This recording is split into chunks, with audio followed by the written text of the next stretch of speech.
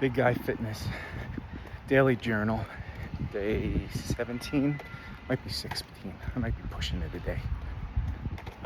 Today's topic is going to be snacking at night. Yeah, the interesting thing is during my fasting and intermittent fasting, I really wouldn't snack at night. I was very strict about not eating till about 2 in the afternoon, and then eating small meals, whatever, maybe not eat anything at all if I'm doing 24, 36-hour fast.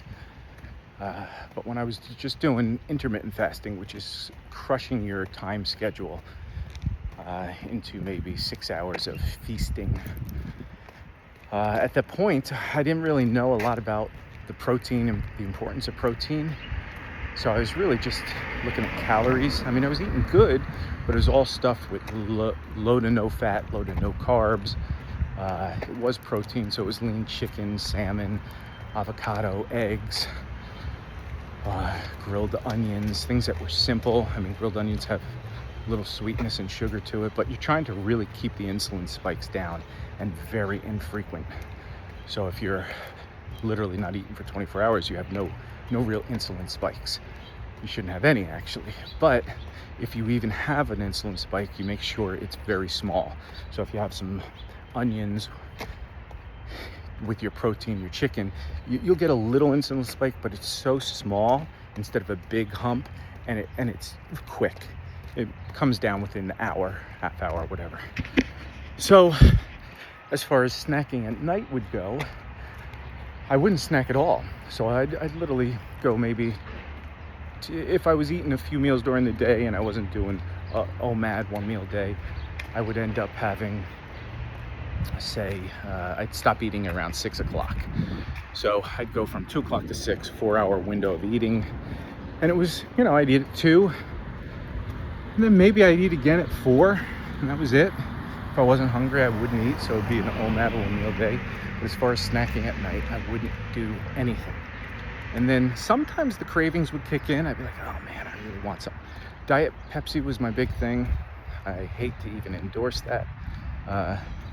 Not because I think there's anything wrong with it. It's just I'm not a huge big corporation endorsee unless they pay me for it.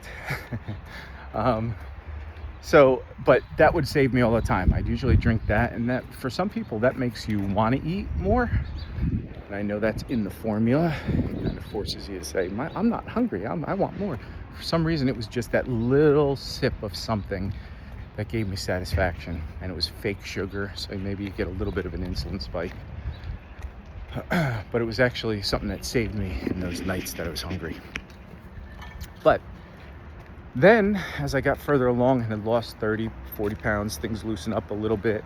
And at night, if I'm snacky, I don't mind having some of the little things, but I make sure they're not too crazy. I try not to go off the rails too much. And my main go-to for the snacks at night tend to be harder cheeses, Pecorino Romano. I like Le Gruyere. That's I don't think the cleanest cheese if you're going down the order of, what's a little too sweet or what has too much sugarish content. They say the harder cheeses tend to be better. But I will also have Havrati, very, very flavorful. I find both of those things don't really spike my insulin levels. I never had a monitor, so I don't know, but when I wake up in the morning, I almost never gain any weight, even from a late night, 11 o'clock at night, 11:30 snack. I don't see any of these big insulin spike or weight changes. A lot of times when I would snack, you have some Oreos or some random goodness, I noticed the next day I either wouldn't have lost weight or maybe even gain a half a pound because your body's just holding on to all that, the insulin doing its thing. So my big go-tos are cheese and crackers. There are these crackers at Costco that I really like. They're like multi-grain. Again, not the best, but they're definitely not high in salts and sugars. They got carbs and whatever. And but again, doesn't seem to affect me. So that's my staple. A few little kind of cheese pieces, and then sometimes cashews I do too. Not the greatest nut. Macadamia nuts are better for you, healthier nut. Cashews, a little fatty, but again, didn't really affect me that much. So I could have a handful of cashews from time to time, especially even the late night snacking, and I'm fine.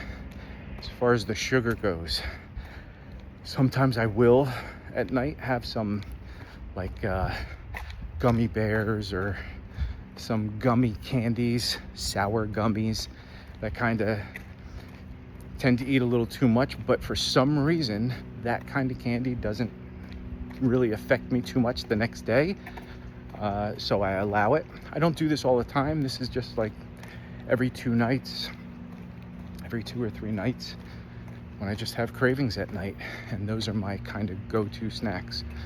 Once in a while, when I get crazy and I'm just so hungry at night, I will have a peanut butter and jelly sandwich. Again, not great carb, sugar, peanut butter. For some reason at night that doesn't affect me as much as, you know, if I was going to eat just some pizza or something stupid. That's not a go-to, but that is something I have done at night, and I noticed that it doesn't affect me in a huge way, especially if I eat it on the earlier end, 8, 9 o'clock. If I start getting into 11 or 12, it might affect me a little the next day. But so just find some little snacks that you can go to that are okay, they're healthy. Oh, another one is this, Costco has these pizza, they're crackers, they're in the shape of pizza. They just started selling them recently. I wish I knew their actual name, but they're amazing, and they're very, very high in protein. They're like protein chips almost. And I know that Thomas DeLauer guy, he promoted these, and he did a Costco haul kind of thing, and he's like, oh man, these look good, and he read down the specs, and he's like, yeah, these are actually really good. They're not perfect, but for a snack. And so I'll do that at night too. I'll just have a little tiny bit of that. And yeah, so find your thing, because if you don't snack when you're really, really hungry, you can throw things off in a big way, because then you'll just crash and say, screw it, I'm just gonna have everything. And you do not want that. Anyway, that's it for musical listening today. It's watch the short, the links below in the description. It's about Vinnie Moore, amazing guitar player, really blew up in the 80s, early 90s, very classical, neoclassical kind of thing, kind of like the guys Tony McAlpine and a few other guys that really got on the shred, where it was kind of classical compositions but with rock guitar tone, a lot of fast picking, a lot of arpeggios. But then he came out with an album called Meltdown. If you watch the other video, I talk a lot about that. What was amazing about that is his it really incorporates pentatonic and blues scales, right? So it's very, very just has feel and bends and slides, but then he incorporates some of the classical stuff, the pivot notes, pivots off of one note, very classical-esque. He does some, throws in a lot of arpeggios, which is very weird to hear in blues, but so good. Yeah, check that video out, like, subscribe, do all the good things, share this and comment. I'd love to talk to people about this journey that we're all in, and hopefully can support and inspire one another. All right, see you tomorrow on the next one.